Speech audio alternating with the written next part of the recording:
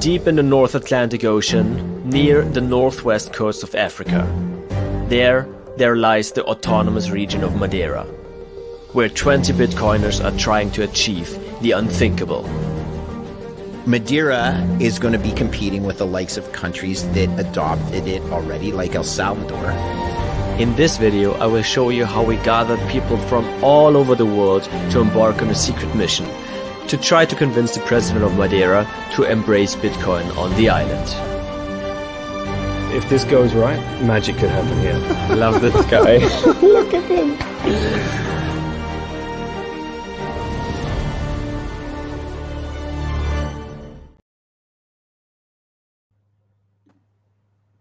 Hello, everyone. Welcome to our live stream. So I am here today with André, who is the founder of F.R.E.E Madeira and the organizer of Bitcoin Atlantis. And we're just going to have a chilled out discussion about what is actually going down in Madeira, what is happening, and give a little bit of insight into this. So welcome, André. How are you doing? Hello, Jordan. I'm doing well, and yourself? Yeah, good. Very good.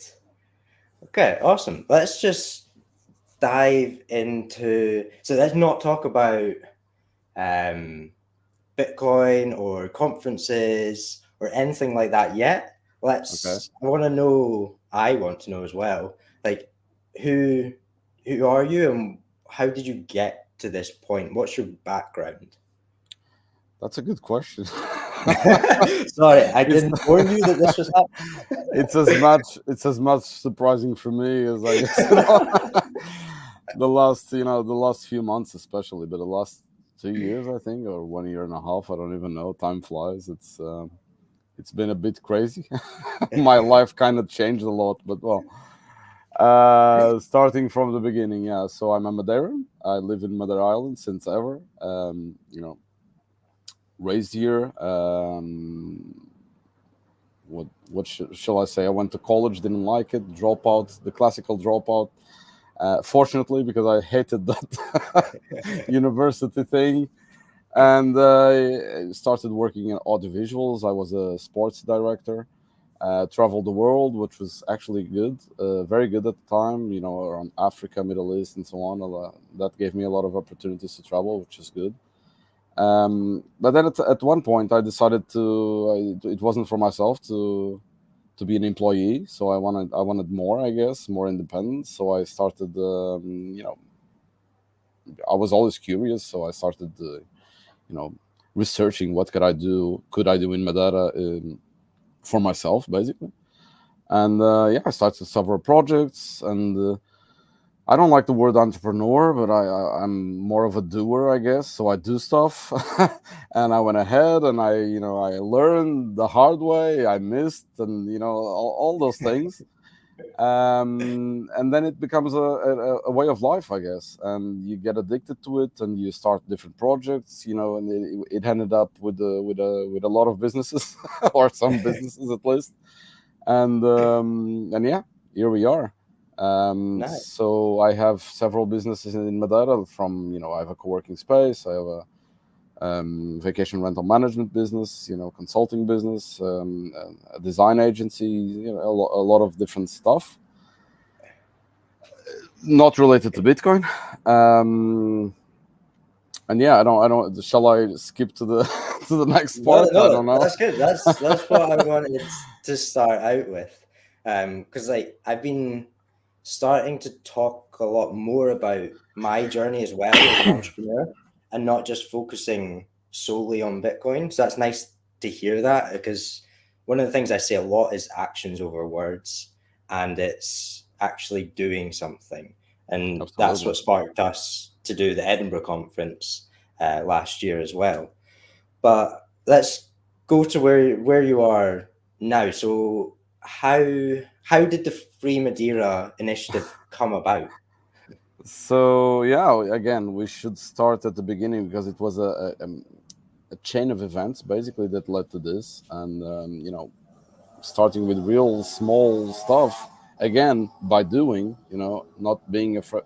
One of the things I like the most is when you have an idea, because again, I agree with you. An idea is nothing without proper work. It's, nothing really. I actually kind of get pissed off when people say, "Oh, I have this brilliant idea," and so on. And you don't have to have a brilliant idea. You have to do it.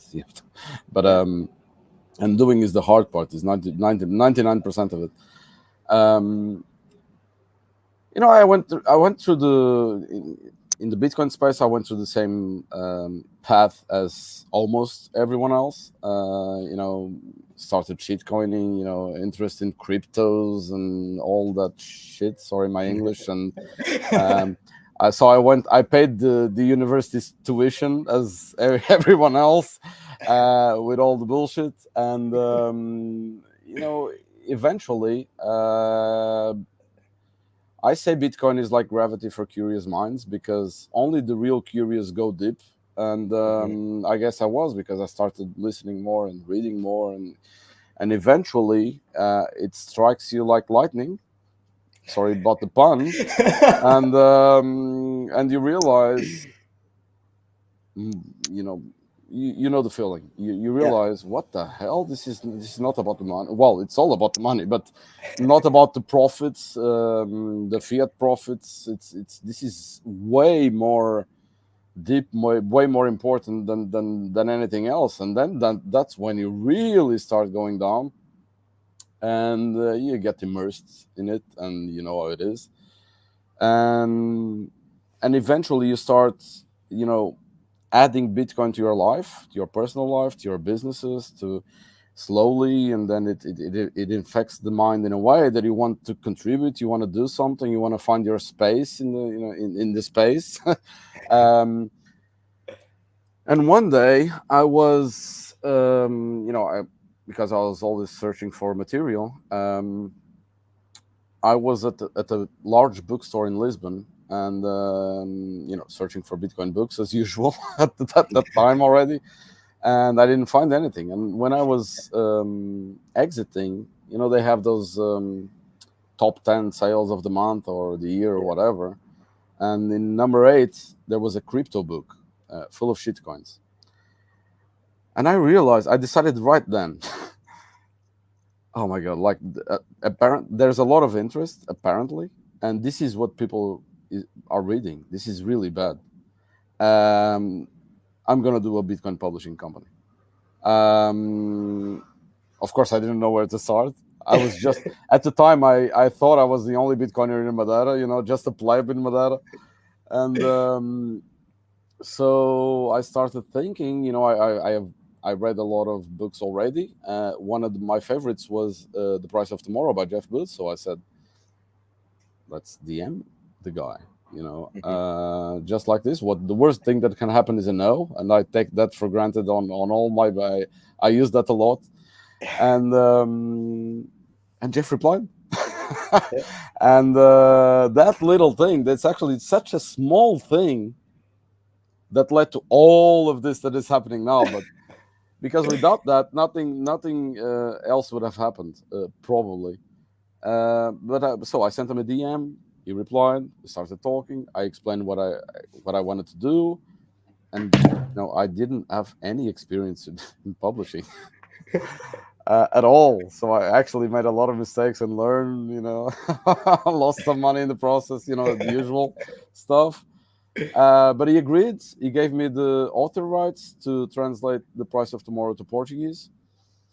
So I did, and because Jeff is such a huge name, the following books were easier, because I always push. No, I already have the rights for Jeff. I would love to, to translate yours as well. We already published this. Look, it's all over Portuguese bookstores. So I got Vijay, and then I translated Gigi's book, and then I thank God for Bitcoin as well, and I have many others on the pipeline, and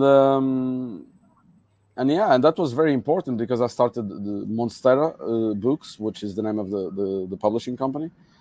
So I kind of got into the network, right? So I knew some people now, and as a coincidence, not related, a few months later or 1 year later, I don't even remember now the timeline, but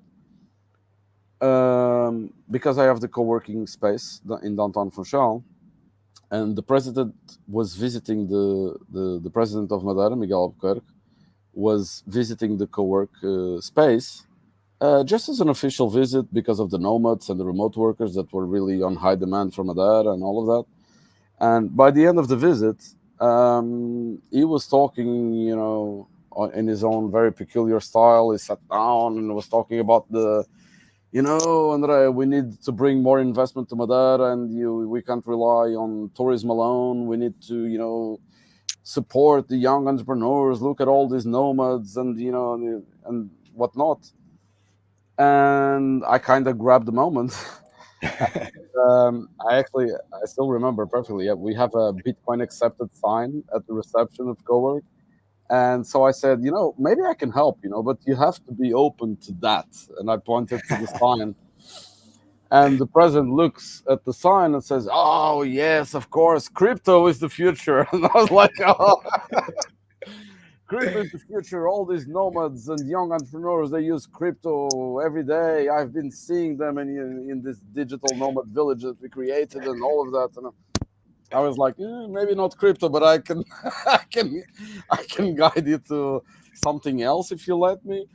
And yeah, let's do it and let's work on it and so on. So I kind of totally grabbed the moment. So I immediately contacted Daniel at the time, Daniel Prince, and I was like, I sent him a message like, Daniel, this is, I have to talk to you like right now. And Daniel called me later that day, and I still remember saying, "Look, this is way over my league. Like, I need your help." The president is receptive to supporting this, but is not orange pilled at all. So we need to do something. What shall we do? And long story short, we eventually he got us in contact with Samson and Alan Farrington at the time, and we tried to bring Samson to Madeira for a meeting with the president, but then because of agendas, it couldn't happen. Later, a few weeks later, we were able to do a Zoom call with Samson and Jeff Booth at the time at the president's house. I was very nervous at the time, as you can imagine. And and the president got more curious and more curious. But this was a long process, Yeah. and he was still not convinced. And then there was another meeting at the president's house with the other people. So this was a long process. And then I suddenly had another crazy idea, and I called Daniel again. It was my go-to for the crazy ideas, I guess, because Daniel he doesn't care about the craziness of the idea. It's just let's fucking go all the time. So kind of a good support for that. And I said, look, what if we take the president to Miami? That would be amazing. And Daniel, great idea. Like, let's do that. So we kind of did it. We found the support. The president eventually agreed, booked the tickets, brought two guys from cabinet with him, and then we went to Miami, which was something surreal at the time. That was, I think, the most, I don't know, the more, I don't know, the craziest experience I had in my life. The president was not orange pilled, but because of the network, we eventually got to do a series of meetings. I still remember we were received for breakfast at Sailor's Villa. And Sailor, in his own, which I still appreciate to this moment, not only receiving us, but giving a sailor talk, which is basically him talking for 1 hour and a half nonstop on what the president should do and why Bitcoin and not crypto. And there is no second best. No second best. And the president and the others were a bit shocked by all that experience. And then we had the conference itself and Safedin's dinner, and in the middle of all of this, I was already thinking, man, if this goes the way we want, what shall we do? So I already had a clear idea. And then the president, in his own style, also like, well, like a Bitcoiner. Let's fucking go. You know, Samson said you should go on stage and talk about Madeira and so on, and he agreed, and I was shocked. Like I wasn't expecting that, and there he went, and he said he would support Bitcoin, and that kickstarted the whole process. Basically, that trip and that moment on stage was, in hindsight, it was the kick in the ball of a long match that we're playing right now. Yeah. And by the end of Safe's dinner, he called me aside and said basically, okay, we're doing this. What do you need? We'll support you. And here we are. Wow. That's that I've never heard that story before. So that's amazing. And I love that it started as just a DM to Jeff, because that, like, this shows how important, like, that group is, because Yeah. that's how we started ours as well.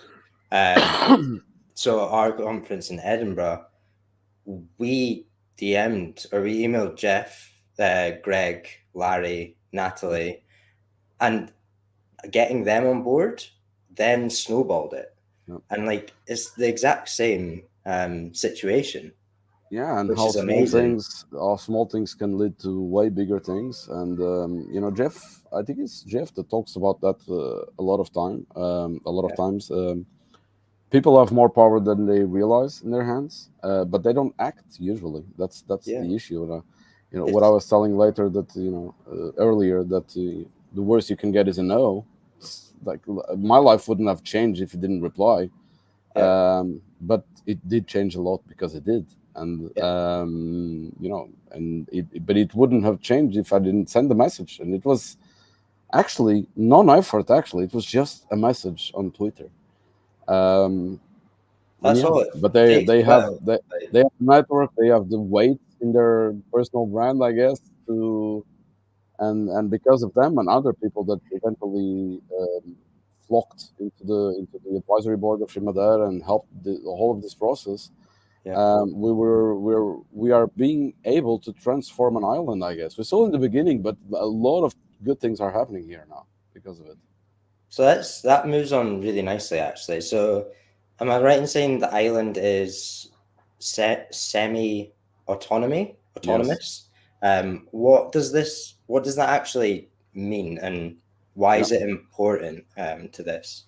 Well, I don't know if it's important. It's just it's the conditions we have. It's our, when I think about all the communities that are growing like mushrooms, actually, which is really good all over the world, on the Bitcoin space, we see them every day in Africa, Latin America, even Europe and the States and all over. I like that. Um, Mushrooms.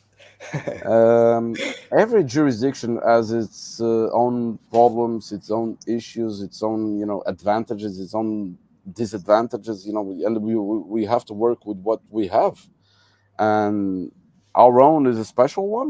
I guess we are an island in the middle of the Atlantic, a small island. We are 250K inhabitants. And we are indeed a semi-autonomous region of Portugal. So what does that mean? We have our own president, obviously, and our own parliament, for example. But we are still attached, let's put it that way, to the Portuguese mainland government, and also to the EU above us. So this is the cards that we've been dealt with and the cards that we have to play with. And I say this because we had a lot of criticism in the beginning. Like I still remember, like when this went ballistic, a lot of people were, Bitcoiners included, you can't do nothing in the EU. This is a failed project. You can never adopt Bitcoin. And actually, I have the opposite feeling. It's exactly why you have to do it. Like, what are you going to do? Nothing again. Doing nothing solves nothing. So you have to, play poker with the cards you're dealt, and to do your best with the hand you're dealt. So it is. We have, of course, again, our own problems, our own constraints. We are not free to do what we want. And I mean, in the Madeira, and I'll explain this later, but the semi-autonomous, let's say, legislation that connects us to the mainland doesn't let us do anything that we want. We're not an independent country, right? Especially on the biggest things like taxes and nationality and all stuff like that. But there's some good things as well. Some parts of the different spaces in government, we are allowed to create our own policies and adapt some of the things. So it's better than not having that possibility. The trade-off is we're still under the EU umbrella, and the EU has a lot of weight in all the national countries, especially smaller countries like Portugal. So it's obvious, and yeah, but we'll have to proceed anyway. And the idea is that, and I appreciate that people don't confuse things, because we have the government support or the president support. And we can talk about that later as well. There's the president, and there's a whole, government bureaucracy below him that's not there yet. And I've people have been saying that this happens everywhere. In El Salvador, is the same thing, for example. It's the same when I was talking to Fernando from Blockstream last week, and he was saying that Milei has got the same situation in Argentina. Of course. And it's going to be an uphill battle, but the president is one. The president is one person. We have, I don't know, 30% of the people are public employees below him. so you can imagine, all the craziness from one extreme to the other that he has below him. So we have a lot of education to do. So, kind of lost my train of thought, but I was saying that we are not fully independent, so we cannot, decide our own fates as we wish. So people don't confuse that we have support from the president and the government overall because of him, of course. But we are not a government entity at all. Okay, we are independent. We are, in the end, a bottoms-up initiative. We are working, with the people. Our hope is, our goals are to, work on education, on remittances, on energy, on Bitcoin Business Hub, and this is where the government support comes in higher, because if you remember, I told you in the beginning that it all started with the president wanting more investment and supporting new entrepreneurs and creating more economy to Madeira, basically outside of tourism.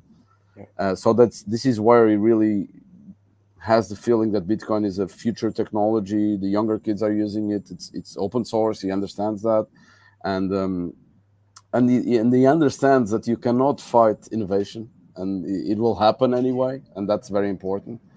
So he wants to embrace it and support it. But we are a fully independent organization. We are a non-profit. Of course, we want to be sustainable. A lot of people also confuse non-profit with not giving profits. We don't give profits to shareholders, but we want to be a sustainable entity. And we have a lot of good plans ahead of us, and it's actually working very well because we partner with the best guys. Also, we partner with My First Bitcoin, Looking Glass, and MTH for the education part. We are now bringing ATM machines from Lamaço, a great company that builds ATM machines actually in the north of Portugal, that we want to use a lot for the communities. We have a big diaspora outside, so in Venezuela and South Africa. We are working with the public power company and some private entities to enforce or to explain how Bitcoin mining can help actually to improve the renewable penetration and biomass projects. We are now negotiating right now a building downtown where we want to create a Bitcoin Business Hub, so a physical space for the community where we can incorporate companies, which is already happening, where we can have the F.R.E.E Madeira headquarters, the ATM machine, the store, the meetup space, the podcast room, the co-working space just for Bitcoin companies. where we're gonna host sovereign engineering project by Gigi and Pablo. So it's an education slash hackathon slash it's crazy. It doesn't have a name and a position, but it's gonna be really really cool. So and we can talk about a bit of that later. Although Gigi and Pablo would be great invitees from you to talk specifically about that project. But yeah, things are moving at the speed of light. Honestly, it may seem slow, maybe from people on the outside. For me, it's been quite fast. I can assure you. I can imagine, because now let's move on to the big topic, which is Bitcoin Atlantis. So you've thrown that in there as well. So an absolute monster of a conference. I don't I've think been I've using that seen. expression a lot. Yeah, like this has snowballed into something Yes, massive. I don't think I've seen a lineup I quite like your like this before. I like your introduction because it was exactly what happened, and I'll explain. We have this amazing advisory board, as we spoke already, like great guys helping us. And on one of the meetings that we were having online, I kind of threw out there that it would be interesting to do a conference in Madeira. To be our opportunity to orange pill some locals, to bring government officials. Again, all that long term work that we have to do. But my idea at the time was something really simple. Bring some of the advisory board over, do something small in a local theater or something. Explain the energy and. But again, because of the advisory board and the people who are in it, it suddenly snowballed. It kind of completely spiraled out of control, and we had Jack Dorsey confirmed, and then Michael Saylor confirmed, and Jack Mahler's confirmed, and so and I when I do things, I like to aim high and Yeah. try. So at one point, I said, no, sorry for my English again, but fuck it, we have these names, so let's do it. Yeah. Let's do a proper conference. Let's take this opportunity. If these guys are saying yes and they're coming to Madeira, 1 year and a half before I thought was still pinching myself that they were coming. Man, I'm gonna grab this opportunity. So I totally, grabbed the bull by the horns, as we say in Portugal, and said, let's do it. And I professionalized. We created the venue space. Started inviting other people, and now we created this. I think it's going to be a magnificent week, all week in Madeira, actually, because we have so many satellite events planned. My God. And it's I'm seeing them every day coming on Twitter, and I'm like, oh, and there's more. another, There's more. another. There's more. And again, we're trying to do take the opportunity to do a great conference and do an amazing week in Madeira. We're gonna do it. Everything's working well. The momentum has been really good. The buzz is really working, I guess. So we've been selling tickets very well so far away from the conference still. And yeah, we have a lot of great news and great speakers and great satellite events that we can speak more in more detail, I guess. Yeah, amazing. We'll go into all of that in a little bit, but what's the reception been from the people on the island towards Actually, this? that's 'Cause now, yeah, you've got these, well, I guess the people outside of Bitcoin, they're not big names, except maybe Jack Dorsey. yes. So how have people responded to that? Because I really like that you've got a reduced price ticket for Yeah. residents. Like yeah, I just loved that when I saw that.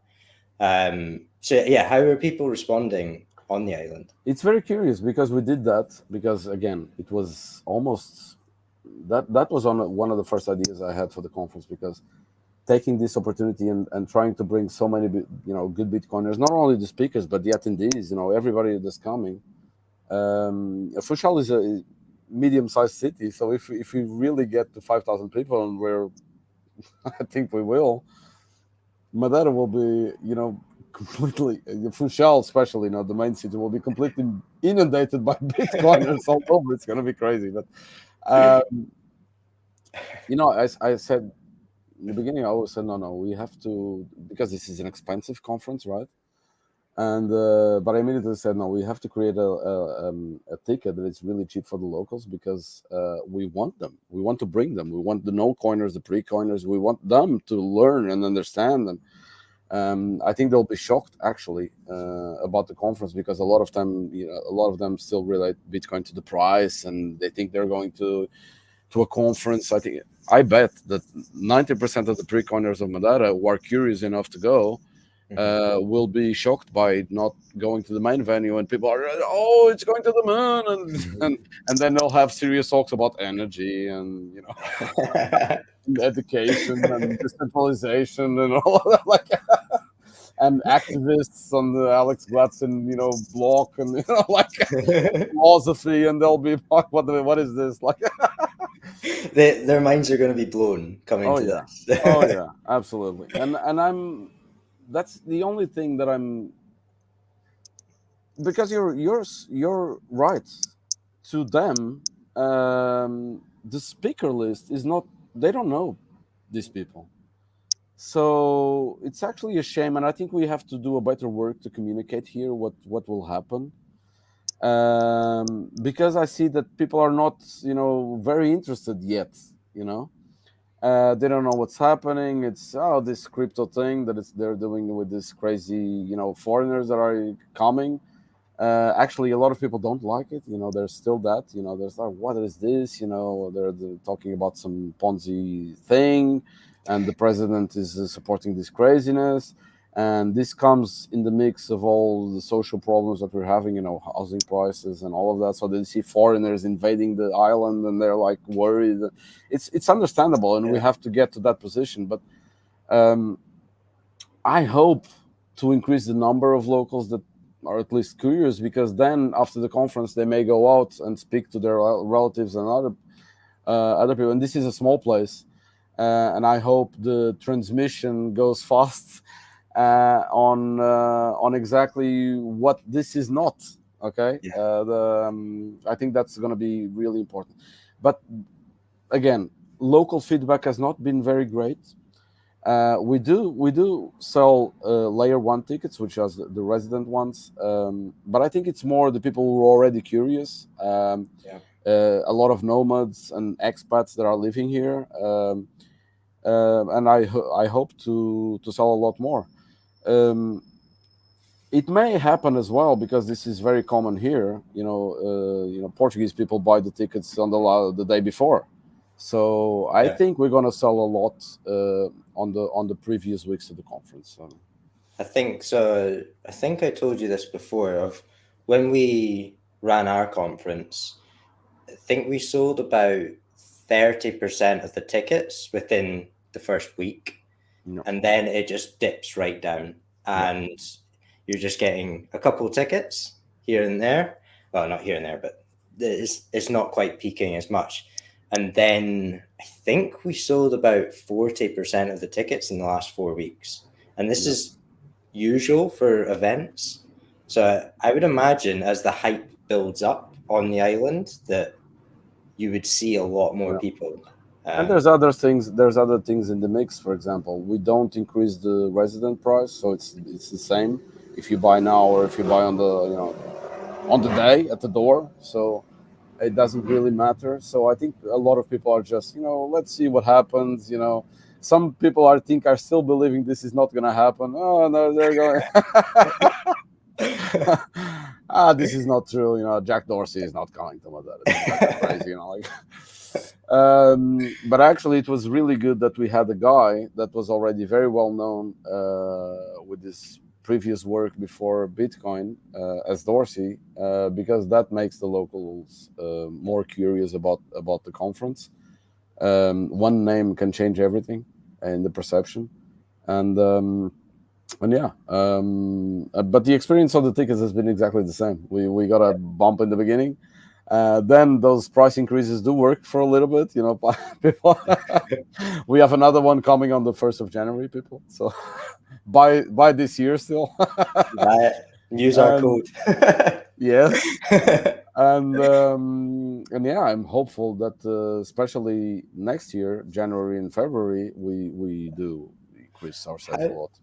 how do you think, this is a bit curveball, but I don't want to go too far down this route, but say if an Bitcoin ETF was approved in America, do you think that would influence people then wanting to find out more and potentially Oh, I can imagine. become? Yes.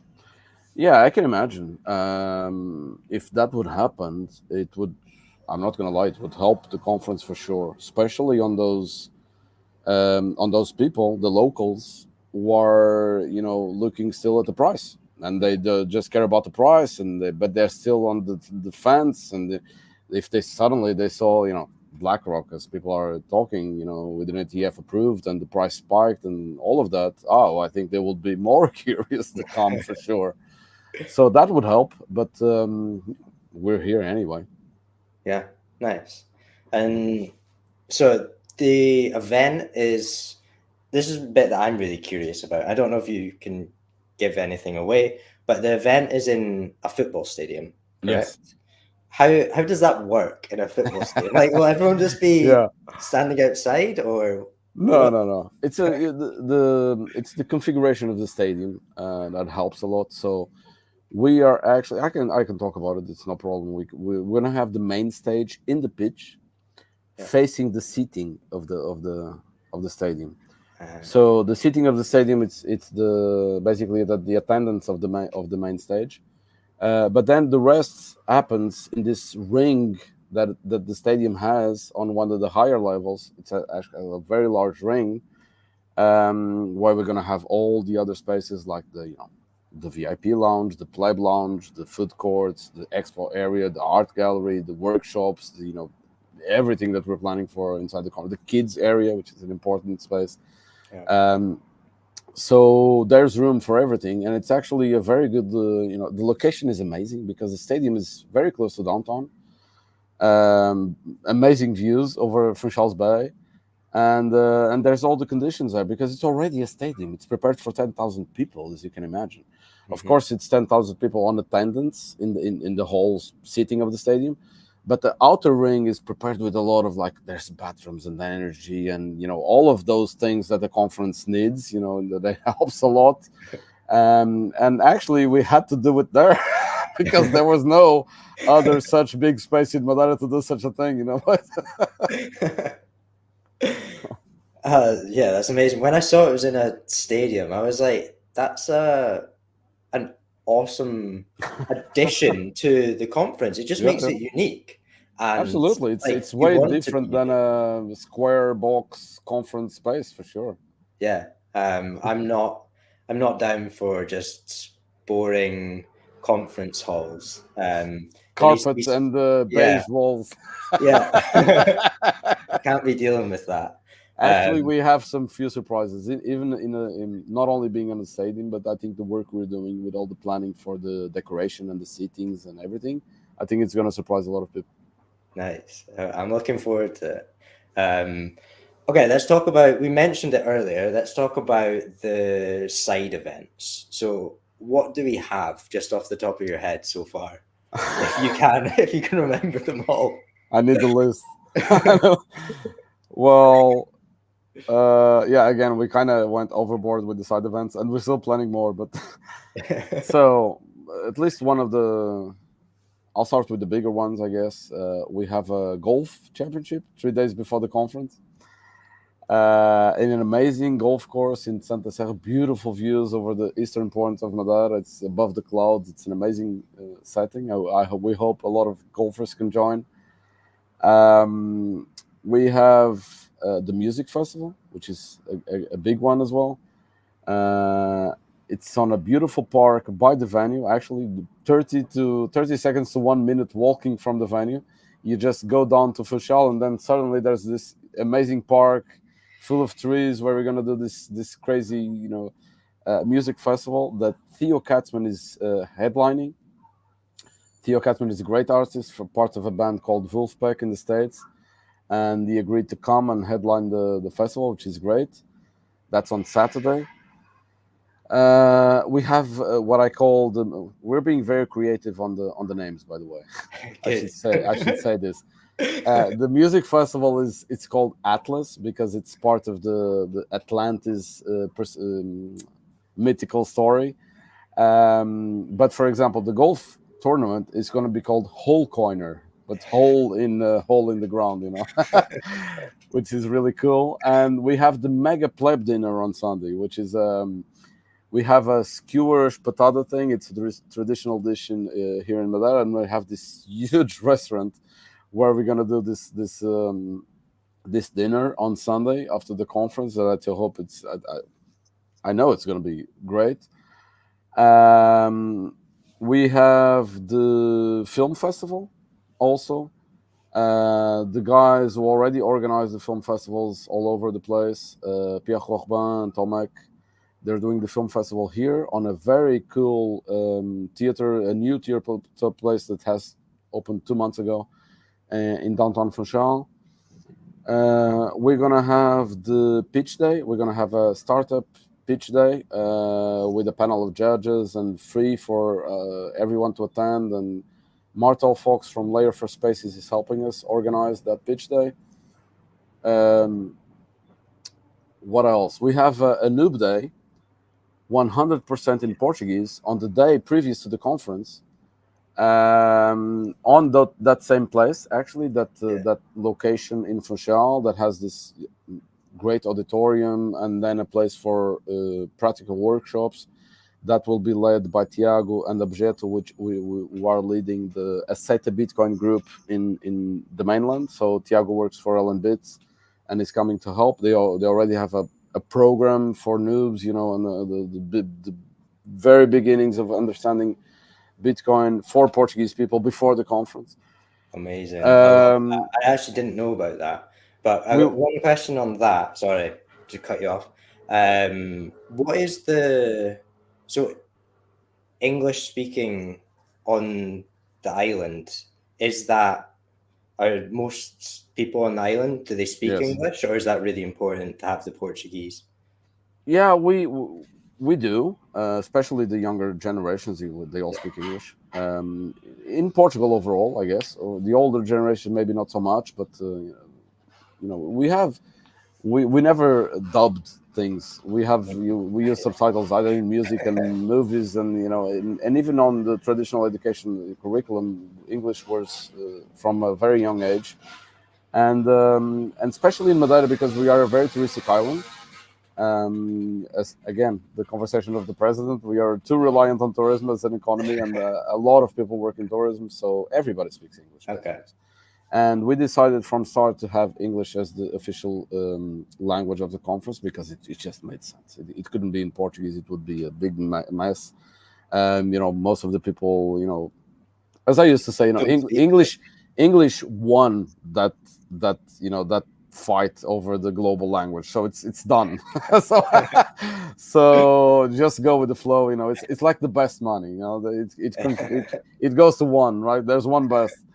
And but we thought it was important anyway to because we are a Portuguese entity. We are in Portugal. We are in Madeira, and some people it may help them understand better if there's an intro before the conference, and we just thought it made sense. And we were inspired by the Noob Day that Anna and Max did do at Riga with the help of Tim from Australia, which is actually coming to the conference as well.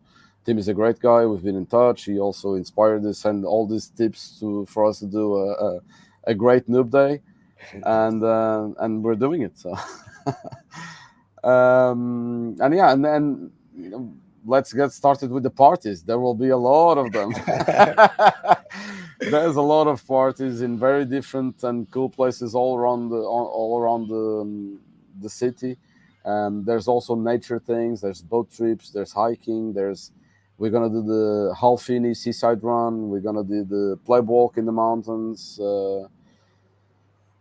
I think that's the beauty of this is it's the same as what we had because Edinburgh is a destination and Edinburgh is Madeira, beautiful. I visited with my wife a few years ago. It's amazing. yeah, I love it. And Madeira is a destination as well, so you can bring your family, Yes.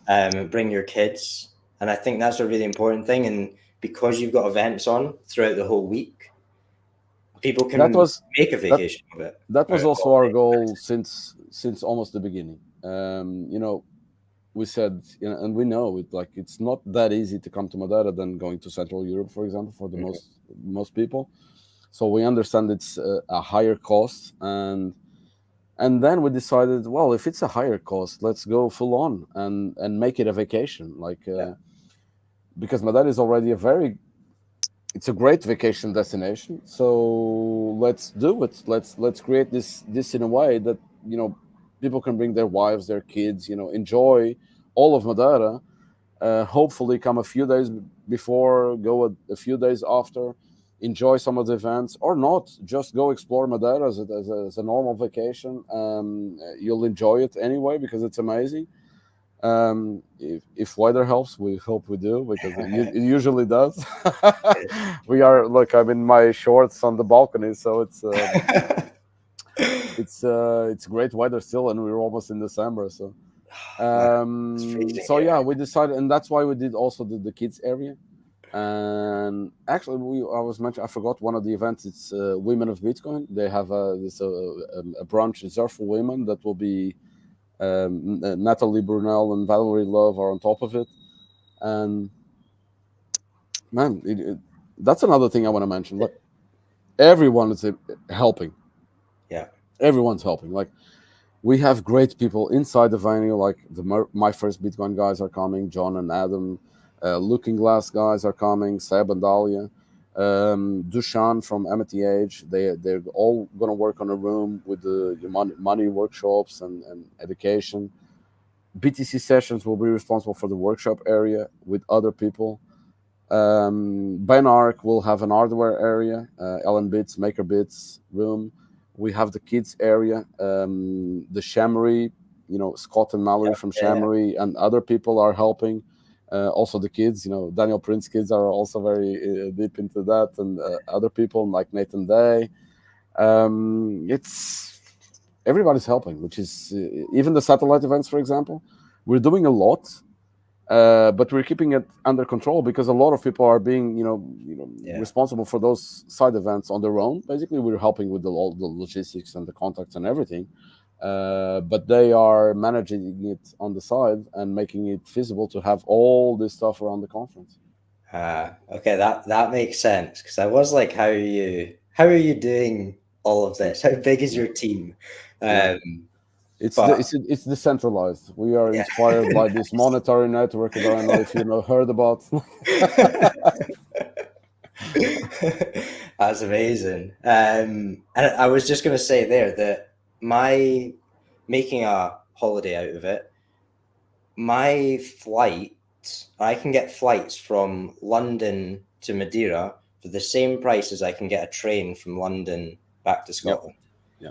And Especially, we also decided to do this. We didn't choose the beginning of March by accident. We thought about it. Also, we didn't want to collide with any other big conferences out there.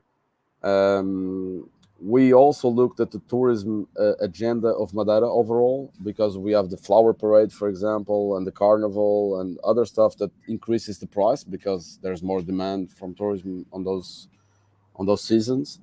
And we decided to pick a place that it was more low. It's never low season in Madeira, but it was a bit lower demand. So in order to make it more affordable for people to come, and it would help because one of the goals as well is also, an event like this helps the local economy, either you want it or not. There's flights, there's income, there's hotels sold, there's many movement. We're actually doing how do you call it in English? A report on the economic activity that increases because of the event. And it's when you look at the numbers, it's a lot actually, so we picked those dates because of that. And we know, because Madeira is so well connected, we have direct flights to all over Europe, and even the States. We have direct flights to New York and Toronto, for example, in Canada. So in that period, it's a bit cheaper, and people can come direct from many places. Nice. Yeah. It's I was very surprised at how well connected it was when I looked at flights, and it was like direct straight there. I was like, Yes, okay, cool. there's a lot of direct flights, and especially since after COVID, it Yeah. increased a lot, and we have direct flights from everywhere. I'd say 3 or 4 locations in Spain, 3 or 4 in Italy. I think France is even more. London, Manchester, Liverpool, all over the place. Poland, Germany, a lot. Switzerland, Austria. We have direct flights from almost all over Europe. Wow. Okay, so but I've got one more question, and then there's a few questions in the comments that I'm seeing. So if anyone has any questions, please pop them in the comments just now. But my last question is, I looked on BTC Maps before jumping on, and there's 28. Just because Yeah. I've seen on your Twitter that it's been like another place, another place. Yeah. I'll explain that. Yeah, please do. When we started Free Madeira, and we officially announced Free Madeira just in October last year, it was not my focus in the beginning, the merchant adoption at all, because I felt that we needed to do a lot of work prior to that. I didn't want to onboard merchants without having the consumers and not seeing payments. So it didn't make sense in my head, and I was just saying, first we have to work on the community and go from there. And then it was, how Bitcoiners are. If we are successful at this work, it's going to be almost organically, because Bitcoiners are, can I pay in Bitcoin? They start orange pilling by themselves. So it was not my focus at the beginning, but since 2 or 3 months ago, we started really considering another strategy, because we have the conference now, and I thought, oh my God, we're going to have again, the city is going to be inundated by Bitcoiners. So we need to start working on that. And it was actually our first official hire of Free Madeira was Charlie. Charlie is this amazing Bitcoiner that came from Venezuela, actually, a great personal story. He fled out of Venezuela with Bitcoin in his head, which is fucking amazing story by itself. And Charlie was through the roof, excited to help us with that, and I call him our open merchant rabbit. So he's now working all over town, orange filling merchants to a great degree of success. It's amazing, and now we're going ballistic. It's like the hash rate. yeah, exactly. And with the help of so we created this group with the Bridge to Bitcoin guys, actually. Yes, nice. And we had some meetings with them and Charlie. They gave some tips to Charlie. Also, Nathan Day is in connection with BTC Maps. So Charlie goes all over, creates the BTC Map, opens the merchants, does everything.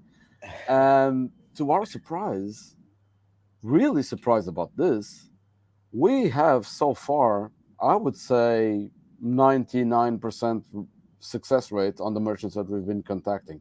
We've been selecting them, of course. We're not just going, around like crazy. But people have been extremely receptive. And once they understand how it works, and Charlie explains, and it's getting better and better and better at it, they immediately accept, which has been crazy. By this rate, I think we'll have like 200 places by the conference, which is going to be really cool. Is part of the pitch that there's quite a few multimillionaires coming to the island next year, so you might want to do it. I don't. No, it's not, but actually it helps that we're having the conference, and Charlie says, 5,000 guys are coming here to pay with Bitcoin. So it doesn't hurt. A lot of Bitcoiners are coming, and actually, because the community is growing by the day here, locals. Yeah. Well, I consider them locals now; they're living here, and these places have been seeing real movement. They've been seeing payments, and how Bitcoiners are. So now that there's Bitcoin places and cool places, they go there every day. So it's been really cool experience for the last 2 months. Oh, awesome. All right, there's a couple questions just from people watching on. So one of them is, will there be any student tickets that would make it easier to take the kids to the conference? Student tickets? Yeah. Well, we never considered them. The only reduced tickets that we have is for the residents. We actually had that complaint as well from Portuguese in the mainland. They would say, "Hey, we're Portuguese as well," but we had to we had to put a line. We had to cross. We need the money. This is a big Yeah. conference, so I and it's hard. We again, I want Free Madeira to be sustainable, and actually one of the reasons that at some point it became evident as well that one of the reasons also to do the conference is to have. We want to be profitable and use that money because we are non-profit. The profits of this conference are not going to anyone's pocket. They are going back to Free Madeira for all the work that we want to do. So we had to put a line somewhere in the sand, and we decided it would be only for the residents. So basically, we do have some special codes and something that do issues for some people to help us, but that's as far as we can go. Yeah. So Dirk, if you want 10% discount, just plug in Bitcoin Collective. Yes, that's your and do it this year because it's going to increase 10% in January. So there you go. And then the last question, because these two are the same pretty much, but will the workshops and the events be available to book online before people go? yeah, well, some of the special events you'll have to book. For example, the golf championship, we need people to book, and we'll launch into a special landing page with all the tournament things because that will be a paid tournament. We have to pay for the course, but there's like prizes in the end. It's gonna be cool, and there's a lunch also.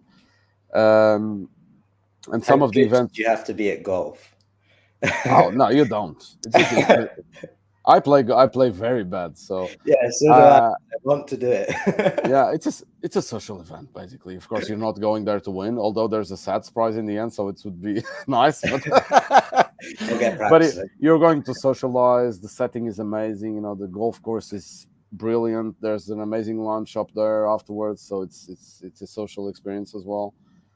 I actually, I love that course. I've played golf in many places. That course is magical. So yeah, there's no registration required for most of the events, and most of the events will be free. Some are not free, like the Mega Pleb Dinner, for example, or the Atlas Music Festival. They are included on the layer 3 ticket, the VIP ticket, but the regular ticket doesn't include them, so you'll have to pay them on the side if you do want to attend. They're not expensive though. The dinner, we don't have a price yet, still negotiating, but the Atlas Music Festival, for example, is 29 euros for the festival, and I think it's going to be really cool. We already have 4 bands confirmed with Theo Katzman headlining, and the space is amazing. But yeah, you don't need to register. It can be a thing that you decide at the moment. And there's no need for that. Okay, awesome. And that rounds everything off then. So yeah, thank you for jumping on. This was I learned a lot on this as well, which is really nice. So yeah, thank you for just taking the time and jumping on. My pleasure. Where can people go to if they want to find out more? So we have the usual Twitter handles. Of course, we've been using more Bitcoin Atlantis, but you can also check Charlie's work, for example, at freemadeira.org. It's our handle in Twitter. We are on Nostra as well with both, and our website, of course, at bitcoinatlantis.com and freemadeira.com. Although freemadeira.com, we have to update the website. We've been focusing a lot on the conference right now. Pardon us. And there you can get, and if you do want to keep ahead of the news, do subscribe to the newsletter on the website, because even if you don't see the socials every day, we'll send a resume, every month or something with all the latest news and events and speakers that we are adding to the conference. And yeah, those are the best places, I guess.